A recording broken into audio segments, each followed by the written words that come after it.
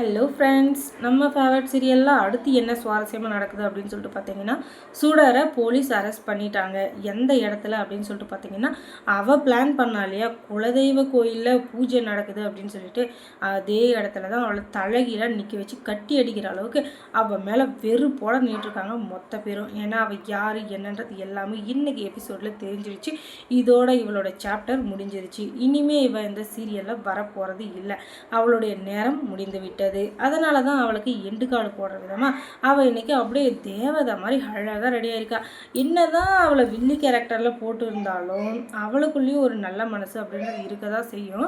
அவளை எனக்கு பர்சனலாக பிடிக்குமா பிடிக்காதா அப்படின்றத தவிர்த்து மற்றவங்களுக்கு அவளுக்கு பிடிக்குமா பிடிக்காதா அப்படின்றது தான் இங்கே மேட்ரு. ஏன்னா என்னதான் அவள் கெட்டவளாக இருந்தாலும் ஏதோ ஒரு விதத்தில் அவள் ஏதோ ஒரு சூழ்நிலையில் தான் அவள் இந்த மாதிரி திருடுற நிலைமைக்கு வந்தாலே தவிர மற்றபடி அவள் மற்றவங்களை ஏமாற்றணுன்ற எண்ணத்தில் இல்லை.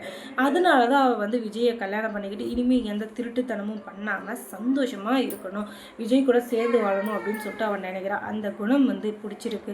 அதனால தான் அவள் இவ்வளோ நல்லா தாக்கு பிடிச்சிருக்கா. இல்லைன்னா அவள் வந்த அன்றைக்கே மொத்தத்தையும் சுருட்டிட்டு எல்லாரும் ஏமாற்றிட்டு ஓடுறதுக்கு கொஞ்சம் நேரம் ஆயிருக்காது. ஆனால் அவள் விஜய் கூட வாழணும்னு நினச்சா. ஆனால் அதுவும் இப்போ நடக்கிறதுக்கான வாய்ப்பு இல்லை. அதுக்கு காரணம் விஜய்க்கு மல்லி மேலே இருக்கிற அதீத காதல். இதனால தான் அவளால் விஜய் கூட சேரவே முடியல. இதை தெரிஞ்சுக்கிட்டதுனால மொத்த பெரிய கொன்று குவிச்சிடணும் அப்படின்னு சொல்லிட்டு அவள் பிளான் பண்ணா.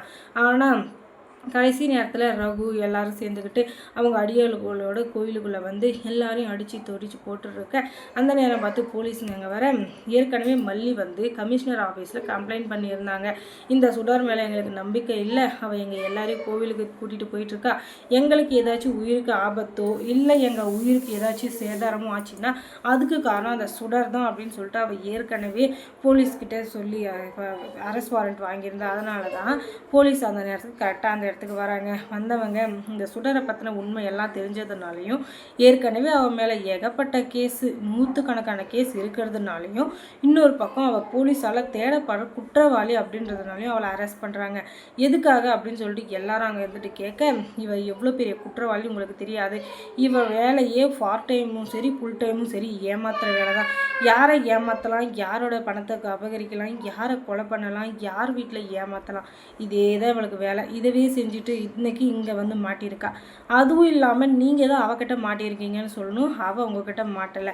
ஏன்னா அவளுடைய வேலையே 4 பேரை ஏமாத்துறது தான். அதுவும் இல்லாமல் இவள் என்னென்ன ஃப்ராடு வேலையெல்லாம் பண்ணால் உங்கள் வீட்டில் என்ன பண்ணுறது காத்து இருந்தா அப்படின்றத தெரிஞ்சுக்கிட்டிங்கன்னா இவளை நீங்கள் கல்லாலே அடித்து கொண்டுருவீங்க. அந்தளவுக்கு உங்களுக்கு கோவம் வரும். அப்படி இருக்கிற சூழ்நிலையில் இவளை நாங்கள் அரெஸ்ட் பண்ணுறவங்களையும் சந்தோஷப்படுங்க அப்படின்னு சொல்ல, நீங்கள் சொல்கிறது எதுவுமே எங்களுக்கு புரியலையே அப்படின்னு சொல்ல, உங்களுக்கு புரியாமல் இருக்கிறது தான் நல்லது. ஏன்னா இவ்வளோ மாதிரி கேவலமான கேரக்டர்லாம் உயிரோட இருக்கவே கூடாது.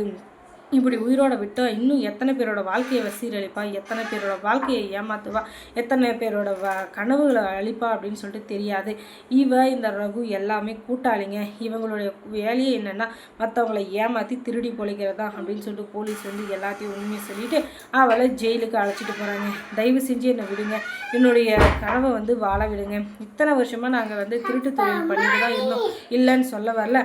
ஆனாலும் இப்போதைக்கு நான் திருந்தி வாழணும், விஜய் கூட வாழணும்னு நினைக்கிறேன். ஏன் என்னை வாழ விட மாட்டேங்கிறீங்க அப்படின்னு சொல்லிட்டு கேட்க, உனக்கு வாழணும்னு ஆசை இருக்கா, வா வா சென்ட்ரல் ஜெயிலில் உனக்காக ஒரு செல்லு காத்திருக்காங்க, நீ எப்படி வாழணும்னு நினைக்கிறியோ வாழு, சந்தோஷமாக வாழு, உன்னை யாரும் எதுவும் சொல்ல மாட்டான். ஆனால் வாழ்க்கை முழுக்க கழித்து நின்று ஜெயிலில் தான் நீ கிடக்கணுன்றது உன் தலையெழுத்து இருந்தால் அதை யாராலையும் மாற்ற முடியாது அப்படின்னு சொல்லிட்டு அவளை இழுத்துட்டு போகிறாங்க. இப்போ தான் எல்லாருக்கும் எல்லா உண்மையும் தெரிய வருது. அப்பா தலைக்கு வந்தது தலைப்பாகையோட போச்சு, இனிமேல் எந்த பிரச்சனையும் இல்லை. இந்த எருமை மாடு எப்படியோ கிளம்பிடுச்சு, இனிமேல் நம்ம எதுக்கும் கவலைப்பட தேவையில்லை. எப்படியோ இவளை போலீஸ் பிடிச்சிட்டு போயிட்டாங்க, இனிமேல் அவள் வெளியே வர்றதுக்கு வாய்ப்பு இல்லை.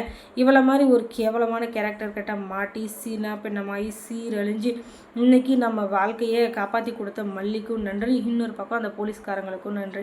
இனிமேல் அவளை வெளியவே விடக்கூடாது. அப்படி வெளியே விட்டால் இன்னும் எத்தனை பேரோட வாழ்க்கையை கெடுப்பாலோ தெரியல அப்படின்னு சொல்லிட்டு எல்லாருக்கும் கோவிலுக்கு வந்ததுக்கு ஒரு கும்பிட போட்டு சாமிக்கு அமைதியாக வீட்டுக்கு கிளம்புறாங்க. இப்போ தான் மல்லியை பற்றி எல்லாமே புரிஞ்சுக்கிறாங்க.